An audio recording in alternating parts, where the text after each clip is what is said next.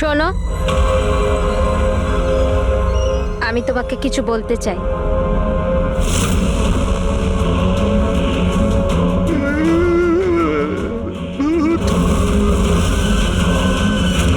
আরে এই মাত্র তো ছিল।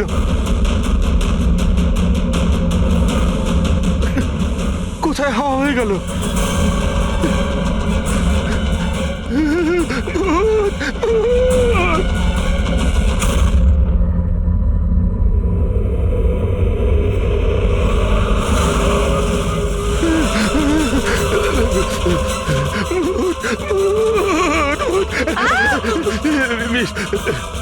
ওখানে ভূত।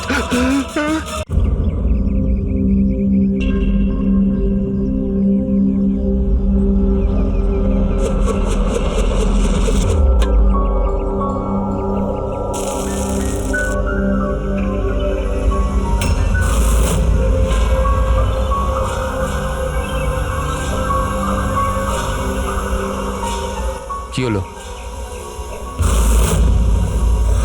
বুঝলি সিদ্ধার্থ, এটা ভেবে অবাক লাগছে যে এতক্ষণ সময় হয়ে গেল আর কেউ আমাদের ওই ব্যাপারে কিচ্ছু জিজ্ঞেস করলো না।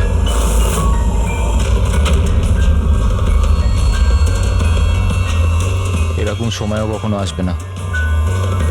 আমাদের ওপর কেউ সন্দেহ করবেই না। কাশিয়া, খাবার কি তৈরি হবে না আজ? হ্যাঁ, ব্যাস 5 মিনিট, অলমোস্ট ডান, রেডি হচ্ছে, ব্যাস হয়ে গেছে। বিক্রম, কেমন? আমি সিদ্ধার্থকে অনেকবার জিজ্ঞাসা করলাম যে তুমি হঠাৎ রে আর বিক্রমের সাথে 2 সপ্তাহের জন্য ছুটিতে কেন গিয়েছিলে, কিন্তু ও বলেছিল যে বিজনেসের ব্যাপার। আমার বিশ্বাস হচ্ছে না একটু। তা আশা, তুই বিক্রমকে জিজ্ঞাসা করেছিস? হ্যাঁ, জিজ্ঞাসা করেছিলাম, তার এই উত্তর দিল। ও তোকে আবার মেরেছে? তাশা, তোর এটা মনে হচ্ছে না যে বিক্রম মরে গেলে ভালো হয়?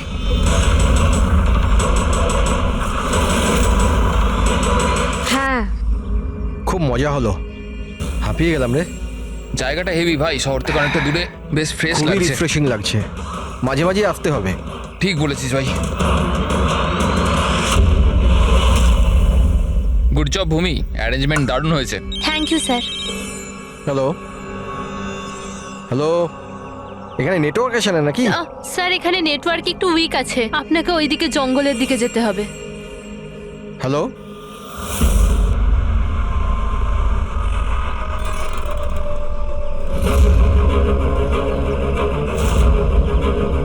হ্যালো, দূর নেটওয়ার্ক কেন আসছে না? হ্যালো,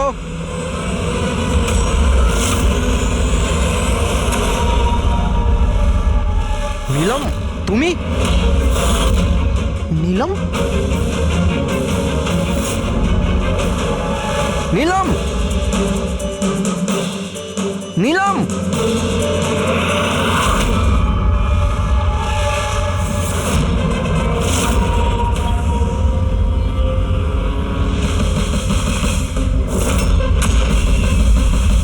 বিক্রম! এখানে নিলামকে কে ডেকেছে? বিক্রম? ও কেন ডাকতে যাবে?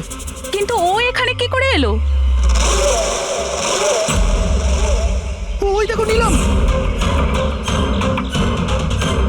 নিলাম!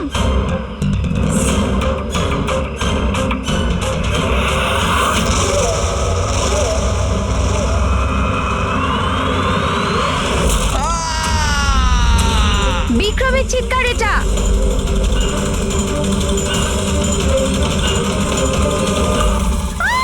বিক্রম!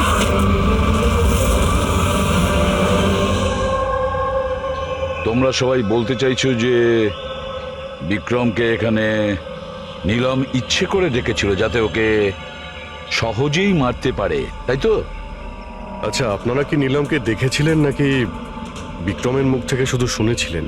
স্যার, আমরা প্রত্যেকে নীলমকে দেখেছি। আর ও হালকা নীল রঙের লম্বা ড্রেস পরেছিল।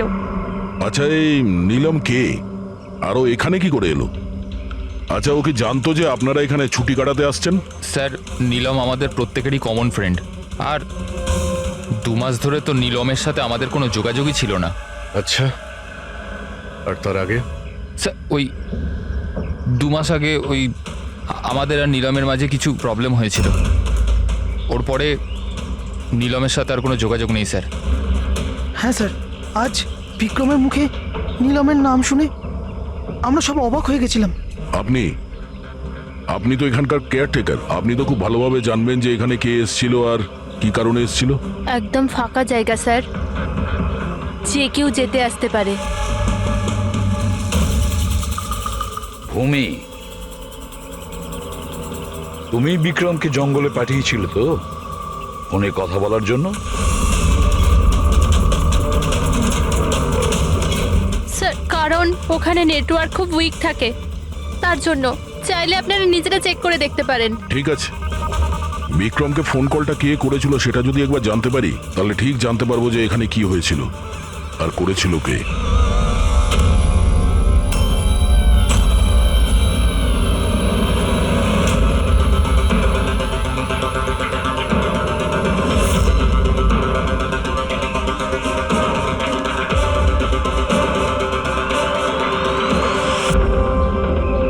রেডি? এর উপরে ওঠো। এই নাও। কে? আমি? আরে পা দাও, ওইতে পা। চলো। আরে স্যার, কিচ্ছু হবে না। হ্যাঁ, সাবধানে। তাড়াতাড়ি করো। আরে আরে স্যার, ধরে নাও এটা। স্যার সাবধানে, নয়তো আমি পড়ে যাবো কিন্তু।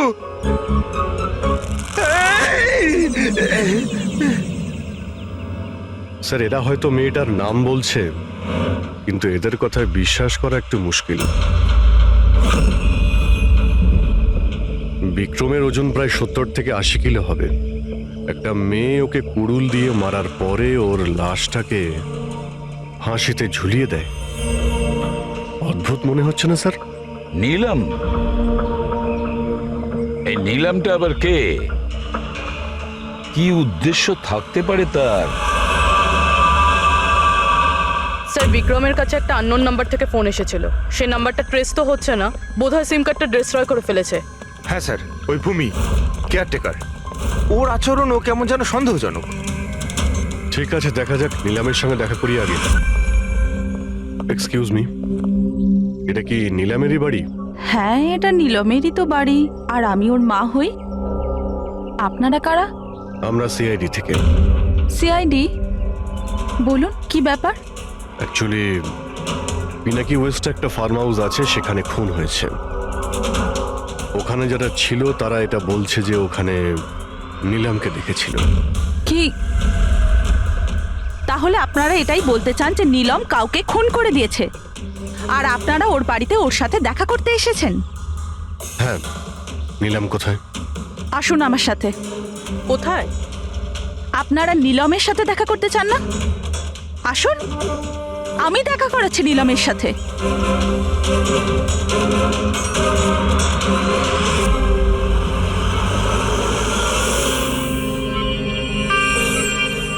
এই যে আমার নীলম, দেখছেন আপনার এর অবস্থা? মেশিনের দ্বারা জীবিত আছে, শুধুমাত্র চোখ ছাড়া এর শরীরের কোনো অংশের কোনো প্রতিক্রিয়া নেই। আর আপনারা বলতে চাইছেন যে যে এই মেয়েটি কারোর খুন করে দিয়েছে?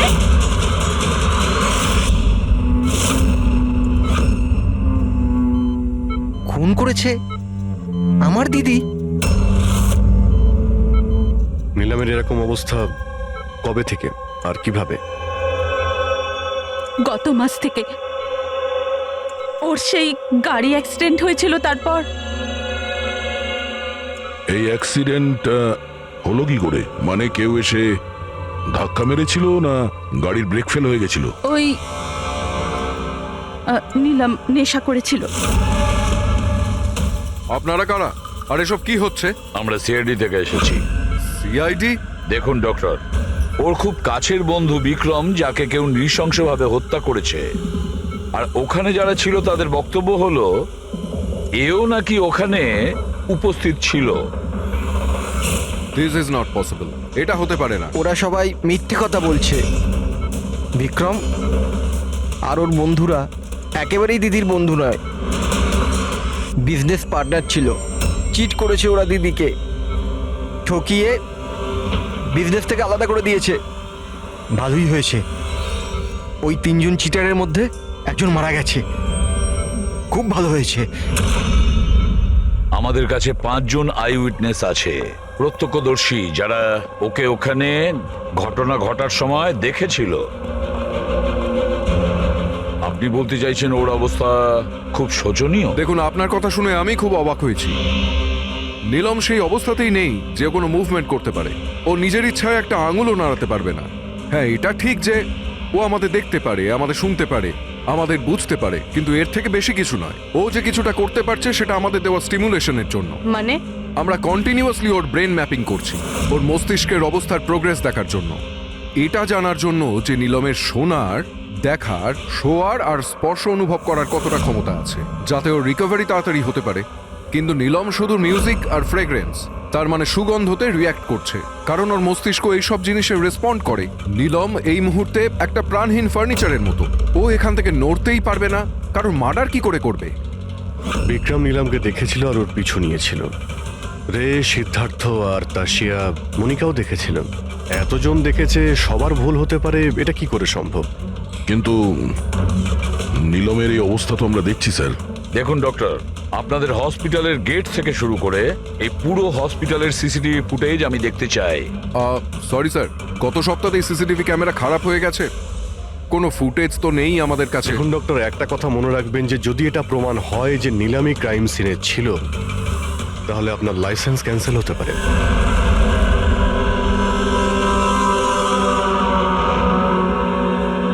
এবার ডক্টর সারিকাকে দিয়ে ওর ভালো করে এক্সামিন করাতে হবে। এই পরিস্থিতিতে দুটো ব্যাপার হতে পারে। হতে পারে এই নীলম নাটক করছে, কিংবা ওর মতো দেখতে কেউ আছে, আর এতজনে দেখেছে, সবার চোখে তো আর ফাঁকি দিতে পারবে না। স্যার, আমার মনে হচ্ছে পূরবী আর ফ্রেডিকে একে লক্ষ্য রাখার জন্য এখানেই থাকা উচিত।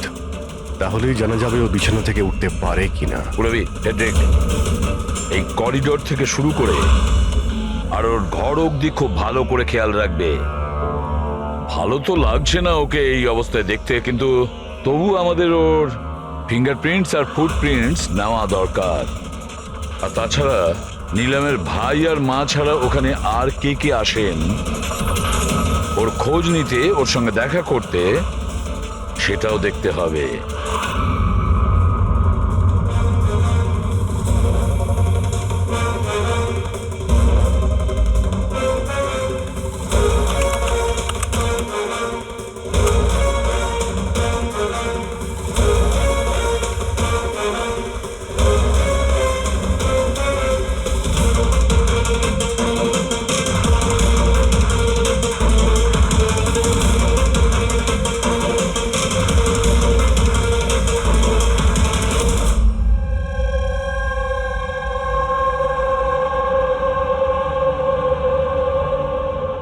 আপনারা সবাই তো নীলামের প্রতিবেশী, তাহলে আপনারা তো অবশ্যই জানবেন যে নীলামের কি কোনো যমজ বোন আছে? না স্যার।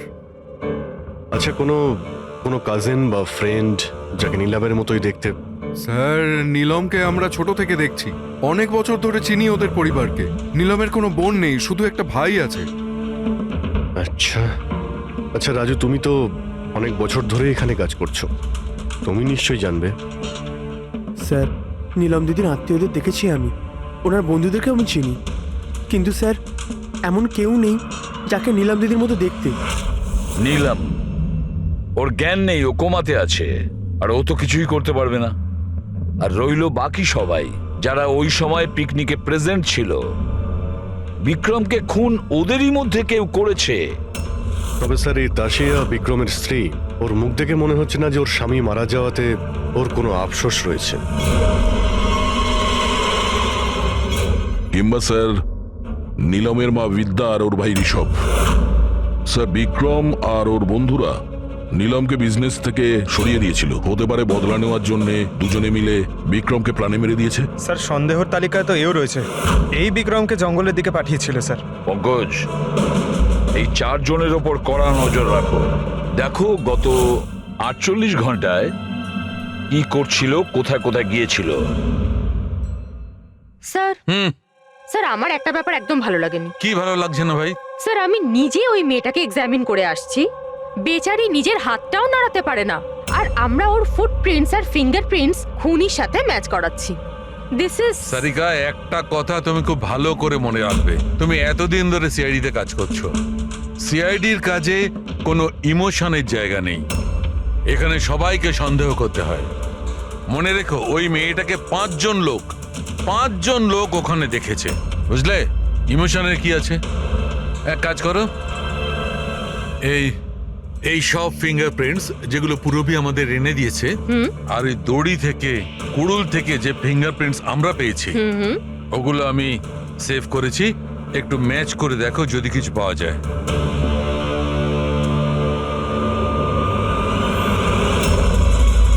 গড, এটা তো ম্যাচ হয়ে গেছে। ম্যাচ হয়ে গেছে। হসপিটালের যে ভিজিটার্স বুক আছে সেই হিসাবে কোনো একজন ডক্টর রজত আছে যে গত 2 সপ্তাহ ধরে এই নিলামের সঙ্গে দেখা করতে আসছে। ডক্টর রজত? আচ্ছা, উনি কি সেই যিনি অ্যাস্ট্রোফিজিক্স আর প্যারানর্মাল সায়েন্স নিয়ে কাজ করছেন? হ্যাঁ শালুকে, বলো। কি নিলাম ক্রাইম সিনে গিয়েছিল? নিলাম হাঁটতে পারে? ডক্টর রজত, নিলাম তো চলাফেরা করতে পারে, কারণ ক্রাইম সিনে আমরা যে ফুটপ্রিন্ট আর ফিঙ্গারপ্রিন্ট পেয়েছি সেটা তো ওর সঙ্গে ম্যাচ করে গেছে। তাহলে এই পুরো বিষয়ে আপনার কি রোল? দেখুন, আমি আপনাদের কথা অস্বীকার করছি না, হসপিটালের বেড থেকে নিলাম উঠতে পারে। হ্যাঁ, ওর ফিঙ্গারপ্রিন্টস আর ফুটপ্রিন্টস অ্যাস্ট্রাল প্রজেকশনের সাথে মিলবে কি মিলবে না, that I am not sure. Excuse me, কি বললেন আপনি? Astral, what is that mean? এক minute, astral projection? Are you joking? আমার সঙ্গে মজা করছেন না তো? নীলমের ভাই ঋষভকে আমি বলেছিলাম একটা বিশেষ মিউজিক চালানোর জন্য আর নীলমের পাশে ফুল রাখার জন্য।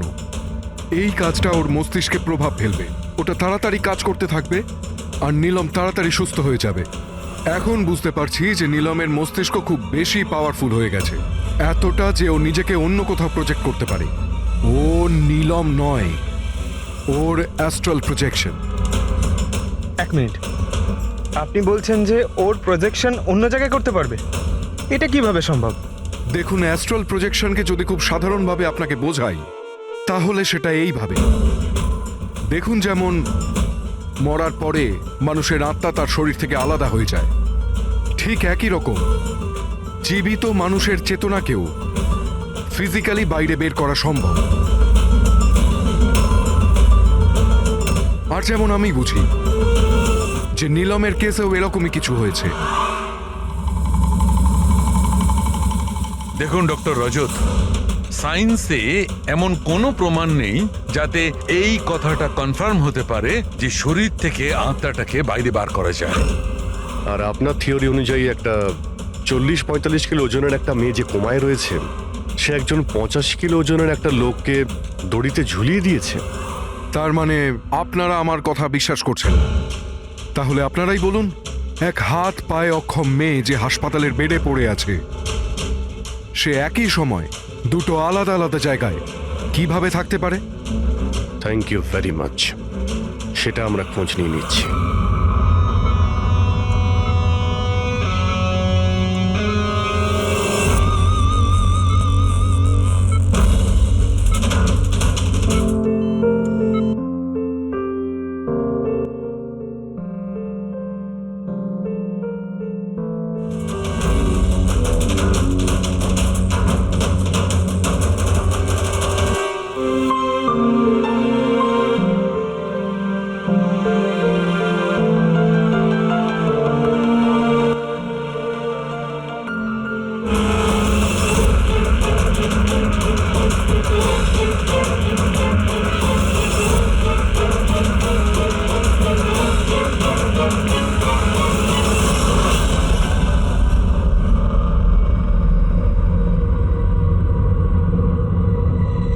শোনো,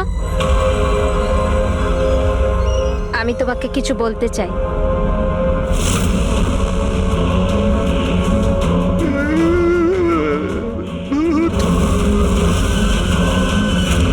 আরে, এই মাত্র তো ছিল।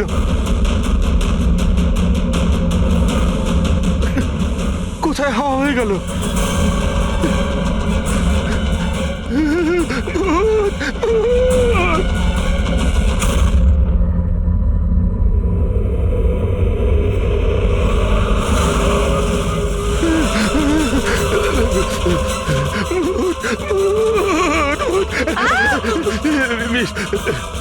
ওখানে ভূত। কোথায়? পুরবি, আমি ওকে নিজের চোখে দেখেছি, ওখানে দাঁড়িয়ে ছিল, হঠাৎ করে উধাও হয়ে গেল। কিন্তু নীলম তো এখানেই ছিল, এখান থেকে ওঠেও নি। এই নীলম একই সময় দু জায়গাতে?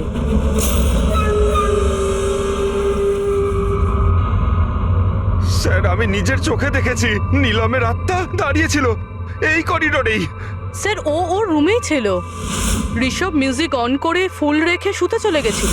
এরকম প্রথমবার হয়নি স্যার, আমি দেখেছি।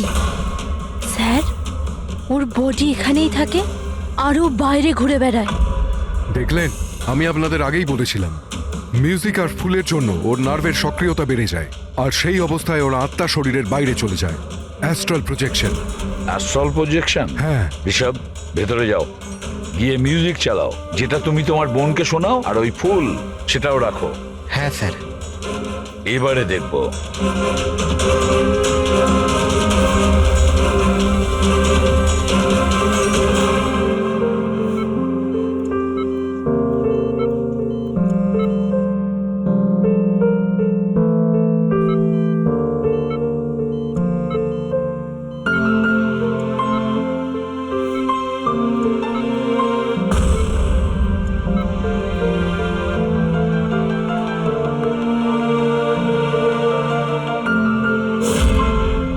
দেখুন, শরীরে সক্রিয়তা বাড়ছে। আমি আপনাকে বলেছিলাম না আমি ভুল বলিনি? ঠিক আছে ডক্টর, ওর আঙ্গুলটা নড়াচড়া করছে, কিন্তু ওর অ্যাস্ট্রাল প্রজেকশন কোথায়? শুধু তো আঙ্গুলের রিয়াকশন দেখছি। তাহলে কি পুরো হসপিটালেই ওর আঙ্গুলের ছাপ খুঁজে বেড়াবো? যদি ওর আত্মা ওর শরীর থেকে বেরিয়ে অন্য কোথাও যায়, তাহলে ওর ফুটপ্রিন্ট আর ফিঙ্গারপ্রিন্টও সাথে নিয়ে যায়, তাই না? দেখুন, আপনাকে বুঝতে হবে, নীলমের আত্মা আপনার অর্ডারে তার শরীর ছেড়ে বাইরে আসবে না। এটা নিজে থেকেই স্বেচ্ছায় আসবে। ও প্লিজ ডক্টর, আপনার এই সায়েন্সের কথাবার্তা আমাদের মাথাতেই ঢুকছে না।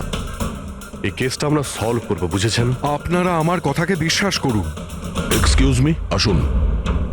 দেখুন দেখুন নীলমকে। ওর অবস্থা দেখে আপনাদের মনে হচ্ছে যে হসপিটাল থেকে বাইরে বেরিয়ে ও কাউকে মার্ডার করতে পারে? হ্যাঁ স্যার, আমরা প্রত্যেকে ওকে দেখেছিলাম, ওটা নীলমই ছিল, আর আমাদের কোনো ভুল হয়নি স্যার। 1 মাস হয়েছে তোর অ্যাক্সিডেন্টের, এটা হতেই পারে যে অভিনয় করছে, হাঁটাচলা করতে পারে। সিদ্ধার্থ, ও সত্যি বেড থেকে নড়াচড়া করার অবস্থায় নেই। তাহলে ওটা কে ছিল যাকে আমরা ওখানে দেখেছিলাম? ওই দেখো নীলম। স্যার, আমি বলেছিলাম না নীলমের আত্মা ওর শরীর থেকে। Thank you very much. আপনি আমার ওদিকে গিয়ে বসুন। আপনারাও প্লিজ ওদিকটা গিয়ে বসুন, প্লিজ ওদিকটা গিয়ে বসুন। স্যার, এর আঙুল আর পায়ের ছাপ ম্যাচ কিভাবে হতে পারে? হতে পারে যদি কেউ নীলমের ফিঙ্গারপ্রিন্টস আর পায়ের ছাপ ক্রাইম সিনে ছেড়ে আসে তবে। কি হলো স্যার? একটা কথা আমার মাথায় ঘুরছে। বিক্রমের মৃত্যুর পরে তোমাদের মনে আছে বিক্রমের বন্ধুরা কি বলেছিল? স্যার, নীলম আমাদের প্রত্যেকেরই কমন ফ্রেন্ড, আর 2 মাস ধরে তো নীলমের সাথে আমাদের কোনো যোগাযোগই ছিল না।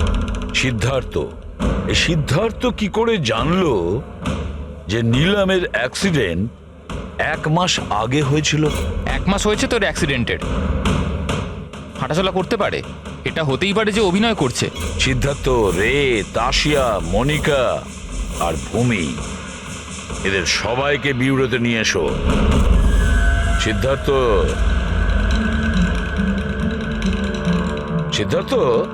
Yes sir. নীলমের সঙ্গে শেষ কবে দেখা হয়েছিল? স্যার, আমি তো বলেইছিলাম, প্রায় 2 মাস আগে। আসলে হয়েছে কি, একটু ভুলে যাই, বয়স হয়েছে তো। 2 মাসের মধ্যে যখন দেখা হয়নি, তাহলে নিলামের অ্যাক্সিডেন্টের ব্যাপারে তুমি কিভাবে জানলে? স্যার ঠিকঠাক তো মনে নেই, কিন্তু কথায় কথায় বিক্রমই বলেছিল আমাকে। তোমরা বিজনেস পার্টনার ছিলে, তাই ও মারা যাওয়াতে সব থেকে বেশি লাভ তো তোমাদেরই হয়েছে। স্যার বিজনেস পার্টনার ছিলাম, খুনি নয়। আর ও বন্ধু ছিল আমাদের, ওর ব্যাপারে আমরা এসব ভাবতেই পারি না। যদি লাভের কথা বলেন তো বিক্রমের মৃত্যুর লাভ তো সবচেয়ে বেশি ওর ওয়াইফ তাসিয়ারই হয়েছে। বিক্রমের মৃত্যুর পর আপনার প্রতি হওয়া অত্যাচার কমে গেল, এটা ছাড়া আর কোনো সুবিধা পেয়েছেন আপনি? হ্যাঁ, বিক্রম চলে যাবার পর আমার আর ভয় লাগে না, আর আমি বেশ ভালোই আছি। কিন্তু আমি বিক্রমকে মারিনি। নীলমকে চেনেন আপনি? আমি নীলমকে একদমই চিনি না। 25শে জুলাই যেদিন নিলামের অ্যাক্সিডেন্ট হয় সেই সময় তোমরা কোথায় ছিলে? স্টার ক্লাব, বিকেসি, তারপর আমরা এয়ারপোর্ট গেছিলাম স্যার। সিদ্ধার্থ, তোমার স্মৃতিশক্তির প্রশংসাই করতে হয়। স্যার মনে তো থাকবেই, ওয়ার্ল্ড ট্যুরের জন্য টিকিট আমি তো বুক করেছিলাম। ট্রাভেল এজেন্ট কে ছিল? সাইমা ট্রাভেলস। যেই বাংলোতে আপনি ছুটি কাটাতে গিয়েছিলেন, ওখানে যাওয়ার আগে আপনি ওখানে 2-3 বার গিয়েছিলেন। কি করতে গিয়েছিলেন? আমি এটাই দেখতে গিয়েছিলাম যে ওখানে কেমন সব ব্যবস্থা, ওটাই দেখাচ্ছিল। ভূমি, আপনি বিক্রমকে বাংলোর পিছনে এইটা বলে পাঠিয়েছিলেন ওখানে নেটওয়ার্ক আসে, কিন্তু এটা সত্যি না, আমরা চেক করেছি। দেখুন ম্যাডাম, ওরা অনেক বড় লোক, আমার ওদেরকে মেরে কি লাভ হবে? আর আপনি শুধু শুধু আমাকে এইসবে টানছেন। ম্যাডাম, আমি কিছু করিনি। তাহলে বিক্রমের মৃত্যুর আগে, একদিন আগে হসপিটালের বাইরে কি করছিলেন? আমার ভাইয়ের দোকান আছে, ওখানে দেখা করতে গেছিলাম। আর মনিকা, আপনার কি বক্তব্য?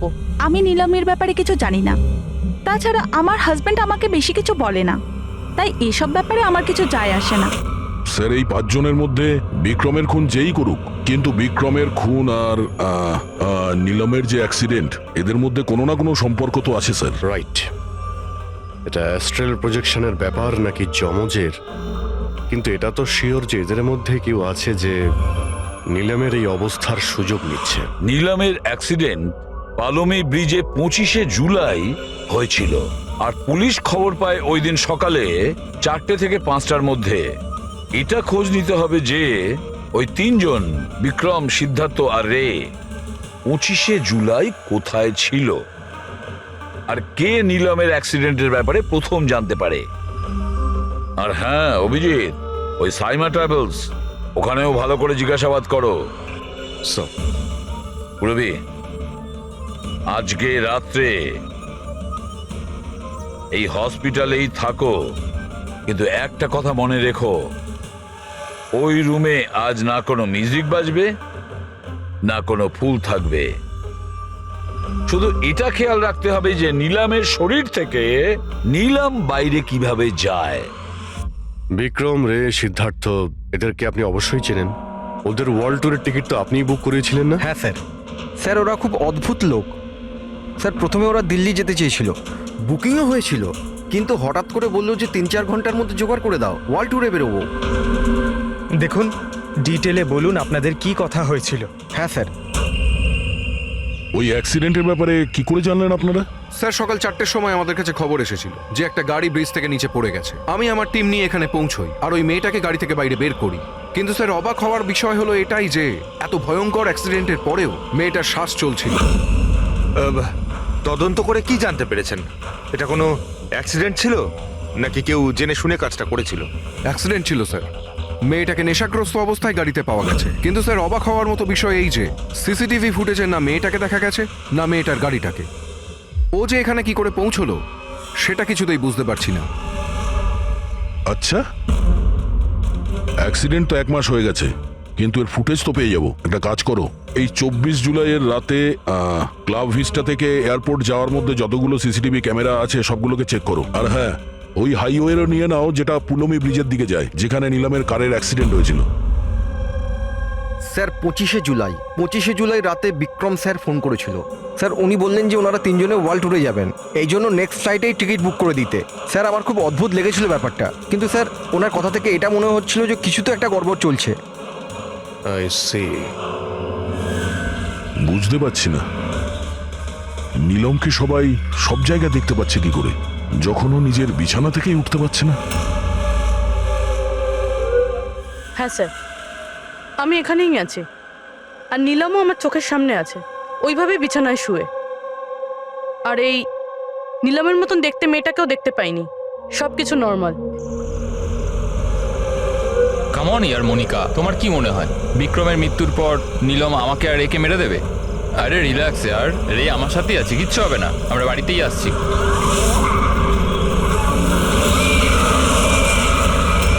নীলম, নীলম, সিদ্ধার্থ সামনে নীলম দাঁড়িয়ে আছে।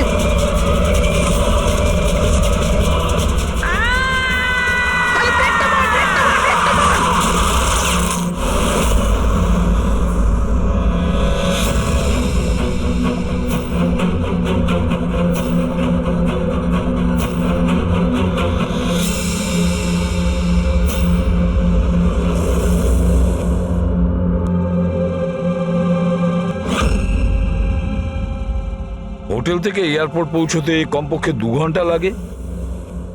ভেবে পাচ্ছি না এই তিনজনের 7 ঘন্টা কিভাবে লাগলো। আর স্যার এই ফুটেজগুলো নিয়ে কিছু করা হয়েছে। এই একটু পিছনে নাও তো পঙ্কজ, আর একটু পিছনে নাও যেখানে ডিসি চক ছিল। হ্যাঁ স্টপ, এখান থেকে চালাও। আর এটা পরের ফ্রেমে উধাও। এই ফুটেজ এডিট করা হয়েছে স্যার, এডিট করা হয়েছে। পুলমি ব্রিজের দিকে যাওয়ার রাস্তার সমস্ত সিসিটিভি ফুটেজ তো আমরা চেক করেছি, নীলমের কার তো কোথাও দেখতেই পাইনি। আর যদি নীলম এই রাস্তা দিয়ে না যায় তাহলে ওর গাড়ি ওখানে ওই পুলমি ব্রিজের নিচে কি করে গেল? স্যার মনে হচ্ছে নীলামের সঙ্গে ওখানেই কিছু হয়েছিল, যেখান থেকে ফুটেজে গাড়িটা উধাও হয়েছে। পুলিশের রিপোর্ট অনুযায়ী নীলামের অ্যাক্সিডেন্ট হয়েছিল 25 তারিখ সকালে 4টে থেকে 5টার মধ্যে, মানে অ্যাক্সিডেন্টটা 24 তারিখ রাত্রে হয়েছিল। যে ট্রাফিক পুলিশ ওই সময় ডিউটিতে ছিল আর সার্ভিলেন্স কপস ডিউটিতে ছিল, ওদের সাথে কথা বলতে হবে। Hello, what? এখন কোথায়? ওকে ঠিক আছে, আমরা আসছি। স্যার এই সিদ্ধার্থ আর রের গাড়ির অ্যাক্সিডেন্ট হয়েছে। কি? ওরা এখন ব্লু হেলথ কেয়ার হসপিটালে রয়েছে। সবকিছু ঠিক হয়ে যাবে। দেখুন, জানি না, আমরা আমাদের তরফে সম্পূর্ণ চেষ্টা করেছি, কিন্তু এখন পেশেন্টকে বাঁচানো খুব মুশকিল। কি হলো? কিভাবে অ্যাক্সিডেন্ট হলো? কি করে মানে? এইসব নীলমের জন্যই হয়েছে, এইসব নীলম করেছে। এটা আপনি কি করে জানলেন? আমি ফোনে শুনেছিলাম, রে সিদ্ধার্থকে বলল যে সামনে রাস্তায় নীলম দাঁড়িয়ে আছে। নীলম, সিদ্ধার্থ সামনে নীলম দাঁড়িয়ে আছে। ওরা দুজনেই খুব ভয় পেয়ে গেছিল। পুরবি তুমি নীলামের কাছেই ছিলে তো? স্যার, স্যার নীলম হসপিটালেই ছিল, ওর বাইরে যাওয়ার প্রশ্নই ওঠে না। আপনাকে এই অ্যাক্সিডেন্টের খবর কে দিয়েছে? 12:30টার সময় কারো ফোন এসেছিল, কিন্তু ফোনেতে নিজের নামটাও বলেনি। আমরা যখন অ্যাক্সিডেন্ট স্পটে পৌঁছলাম, কারটা তখন পাল্টি মেরে রাস্তার নিচে পড়েছিল। ভেতরে সিদ্ধার্থ রক্তে মাখামাখি হয়েছিল, আর রের শরীরটাও জানলা দিয়ে অর্ধেক ঝুলেছিল। এক কাজ করি, সিদ্ধার্থ আর রে দুজনের মেডিকেল রিপোর্ট আর ওই গাড়িটাকে নিয়ে ফরেন্সিক ল্যাবে পাঠিয়ে দাও। এখানে সব জায়গায় পুলিশ প্রহরা আছে স্যার, সব বন্দোবস্ত হয়ে গেছে স্যার। Very good. আর আশপাশের সমস্ত রাস্তায় ব্যারিকেড লাগিয়ে দাও, ঠিক আছে? কেউ যেন আসতে যেতে না পারে। Over and out. একটা গাড়িও যেন এদিক দিয়ে না যেতে পারে। হ্যাঁ স্যার। যারা হেঁটে হেঁটে যাবে তাদের বলে দাও অন্য রাস্তা দিয়ে যেতে। কাল সকালবেলা এখান দিয়ে ভিআইপির একটা বড় কনভয়ে যাবে, আর ভেতর থেকে আমরা খবর পেয়েছি যে ওই কনভয়ের মধ্যে একটা গন্ডগোল হতে চলেছে। কারোর ওপর যদি একটুও সন্দেহ হয় সঙ্গে সঙ্গে আমাকে জানাবে। সব সিসিটিভি ক্যামেরা জাজ হয়ে গেছে, সব ঠিকঠাক কাজ করছে। Good.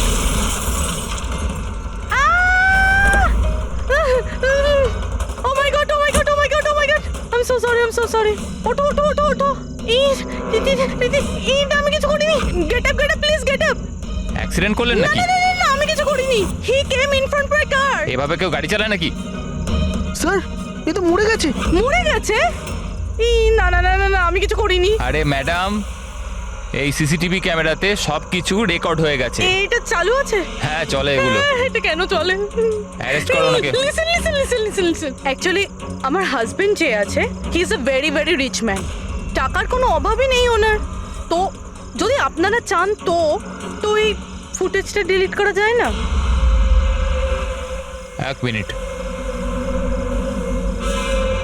Get up, save some money, get up, please, get up, please. Madam হ্যাঁ 10 লাখ।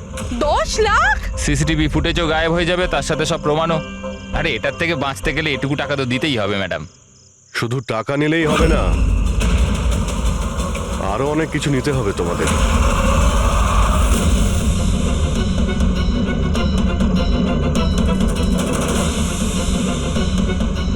স্যার তোমরা জানো তোমাদের ডিউটি আজকে এখানে কেন ছিল? কারণ আমরা জানতে চেয়েছিলাম যে 24শে জুলাই রাতে এখানে কার ডিউটি ছিল আর কে টাকা নিয়ে অপরাধীদের ছেড়ে দিয়েছিল। তোমার মতো লোকের পুলিশে থাকার কোনো অধিকার নেই। এবার পরিষ্কার করে বলো সেই রাতে কি হয়েছিল? তাহলে তোমরাই কি ওই সার্ভেলেন্সের ফিল্মটা এডিট করেছিলে? স্যার ওরা বড্ড প্রেশার দিচ্ছিল। আরে ওরা বড় বড় বিজনেসম্যান, স্যার ওদের হাত অনেক ওপর অবধি। চুপ করো, পরিষ্কার করে বলো কি হয়েছিল। স্যার ওই রাত্রির প্রায় 2:30টার সময় বিক্রম, রে আর সিদ্ধার্থর গাড়িটা নীলমের গাড়িটাকে ধাক্কা মারে। আর ওই ওদের মনে হলো যে মেয়েটা মরে গেছে। ওরা বড্ড ঘাবড়ে গেছিল স্যার। ওরা শুধু আমাদেরকে এটুকুই করতে বলেছিল যে এই সিসিটিভি ফুটেজের ওদের অংশটুকু যেন আমরা বাদ দিয়ে দিই, বাকি মেয়েটা আর ওই গাড়িটার ব্যবস্থা ওরা নিজেরাই করে নিতে পারবো বলেছিল। স্যার সেই জন্য নীলম প্রতিশোধ নিচ্ছে। যখন ওর অ্যাক্সিডেন্ট হয় এরা তিনজন ওকে এখানেই ফেলে গেছিল। নীলম নয়, অন্য কেউ, যে রে, সিদ্ধার্থ আর বিক্রান্তের উপরে প্রতিশোধ নিচ্ছে।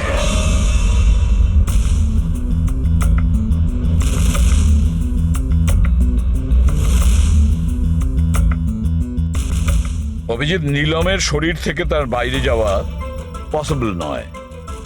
অ্যাস্ট্রাল প্রজেকশন সেটা তো আমরা ধরছিই না। আর পুরবি তো দেখেছে, পুরবি ওখানে ছিল, আর ও তো বলছিল যে নীলম ওখান থেকে নড়েইনি। তাহলে বুঝে উঠতে পারছি না যে সিদ্ধার্থ আর রে এরা দুজনে নীলমকে রাস্তায় কিভাবে দেখলো। এক মিনিট, এই নীলম একই সময় নিজের রুমে আর হসপিটালের করিডোরেও তো দেখা গিয়েছিল। 1 মিনিট বস, এই যে গাড়িটা নীলমকে হঠাৎ দেখে ঘাবড়ে গিয়ে উল্টে যায়নি, বরং এই গাড়িটাকে অ্যাক্সিডেন্ট করানো হয়েছে। এত জোরে ধাক্কা মেরেছে যে ওদিকে দরজাটা তো পেরিয়ে গেছে। ইচ্ছে করে জেনে বুঝে কোনো গাড়ির সঙ্গে এটাকে ধাক্কা লাগানো হয়েছে। স্যার সিদ্ধার্থ আর রের অ্যাক্সিডেন্ট একটাই গাড়িতে হয়েছে, কিন্তু ওদের মেডিকেল রিপোর্টস কিছুতেই ম্যাচ করছে না। কি?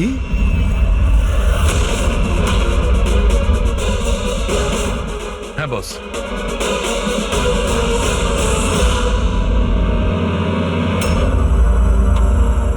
এই পুরো রহস্যটা কি? এটা কি বলতে চাইছে?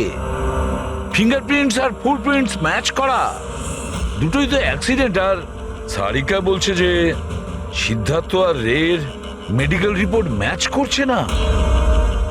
এই পুরো ব্যাপারটা আসলে কি?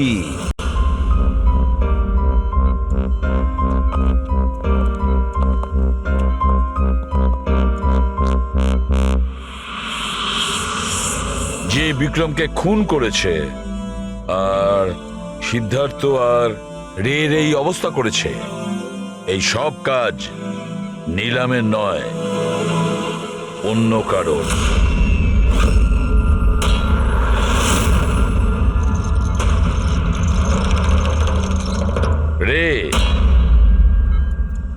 রে তোমার যেখানে অ্যাক্সিডেন্ট হয়েছিল সেখানে সিআইডির অফিসাররা গিয়েছিল। আর তাছাড়া তোমার গাড়ির কন্ডিশন আর তোমাদের মেডিকেল রিপোর্টও চেক করা হয়েছে। ওটা খুব সাংঘাতিক অ্যাক্সিডেন্ট হয়েছিল। দেখো সিদ্ধার্থর কিরকম অবস্থা। কিন্তু একটা জিনিস দেখে ভালো লাগছে, এত বড় অ্যাক্সিডেন্ট, এত সাংঘাতিক অ্যাক্সিডেন্ট যেখানে সিদ্ধার্থর এরকম অবস্থা, সেখানে তোমার তো শুধু এত সামান্য আঘাতটা লেগেছে কিভাবে? আচ্ছা, এই অ্যাক্সিডেন্টটা হলো কিভাবে? আসলে ওই আমি রাস্তাতে আমি নীলমকে দেখেছি, আর এই কথাটাই আমি সিদ্ধার্থকে বলেছি।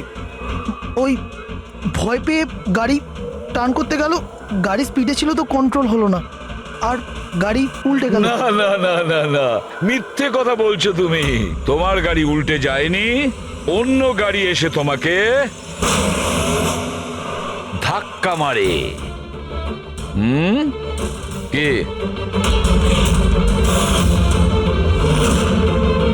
হ্যাঁ স্যার, সিদ্ধার্থকে মারার প্ল্যান আমিই করেছিলাম, আর এতে ভূমি আমাকে সাহায্য করেছিল।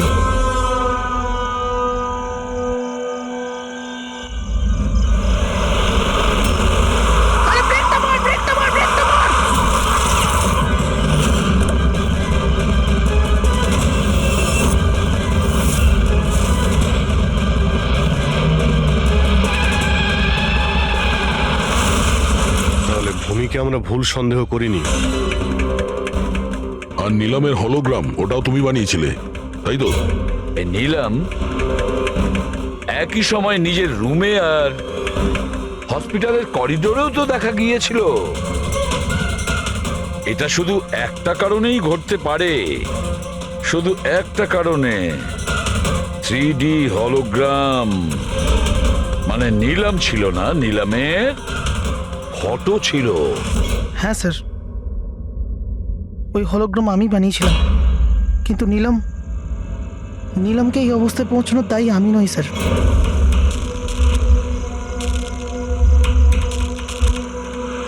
এই নিলাম আমাদের ডিসি চকে কেন ডাকলো? ও আমার উপর লিগ্যাল অ্যাকশন নেবার কথা ভাবছে, কিন্তু আমি ওকে 1 টাকাও দেবো না। ওর হিসেবে আমি আজকে একদম শোধ করে দেবো। আরে কি করছিস বিক্রম? ও বন্ধু আরে আমাদের। উড়িয়ে দে এটাকে বিক্রম। আরে সেটা তো তুই চুপ করে বস না। না বিক্রম, না না না বিক্রম। আমি বিক্রমকে আটকানোর চেষ্টা করেছিলাম, কিন্তু স্যার বিক্রম আমার একটা কথাও শুনলো না। আমি নীলমকে বাঁচাতে চাইছিলাম স্যার, ওকে হেল্প করতে চাইছিলাম, কিন্তু এই দুজনে আমাকে কিছু করতে দেয়নি। ও আমাদের বন্ধু ছিল স্যার, কিন্তু আমিও টাকার লোভে পড়ে গিয়ে সিদ্ধার্থ আর বিক্রমের সাথে মিলে নীলমের সাথে বেইমানি করলাম স্যার। ওকে বিজনেস থেকে বের করে দিলাম, আর ওকে মরার জন্য ছেড়ে দিয়ে আমরা 3 জন ওয়ার্ল্ড ট্যুরে চলে গেছিলাম। কিন্তু স্যার যখনই আমরা ফিরে এলাম, তখন থেকে আমি বুঝতে পারলাম যে সিদ্ধার্থ আর বিক্রম মিলে আমাকেও এই বিজনেসের পার্টনারশিপ থেকে বাইরে বের করে দিতে চাইছে। কিন্তু এর আগে এই দুজন নীলমের মতো আমার সাথেও বেইমানি করে। আমি এই দুজনকে আমার রাস্তা থেকে সরানোর প্ল্যান করলাম, আর নীলমের সাহায্য নিয়ে ওদেরকে ভয় পাওয়াতে শুরু করি। তাহলে এই বাংলোতে ছুটি কাটানোর আইডিয়া তোমারই ছিল? হ্যাঁ, ওখানে আমি দুজনকে রেখেও ছিলাম বিক্রমকে মারার জন্য। আমি যা করেছি আমার আফসোস নেই স্যার। নীলমের এই অবস্থাতে আমার পরিচয় গোপন করে ওকে টাকা দিয়ে সাহায্য করছিলাম। জেল যাওয়ার পর এটাই চাইবো যে ওর চিকিৎসায় যেন কিছু কম না হয়। আর ভূমি আমার অফিসে কাজ করতো স্যার, এই জন্য আমি জানতাম যে ও আমার সঙ্গ দেবে, আর আমি ভূমিকে ব্যবহার করেছি নীলমের 3D হলোগ্রাম লাগানোর জন্য।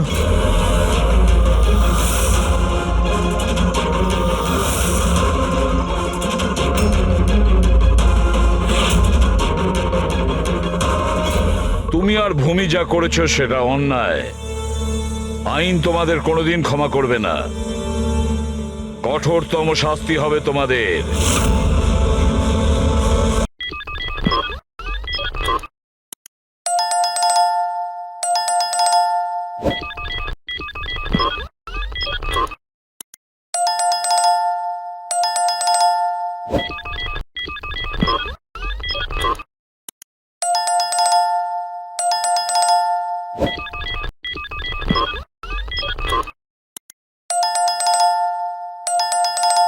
you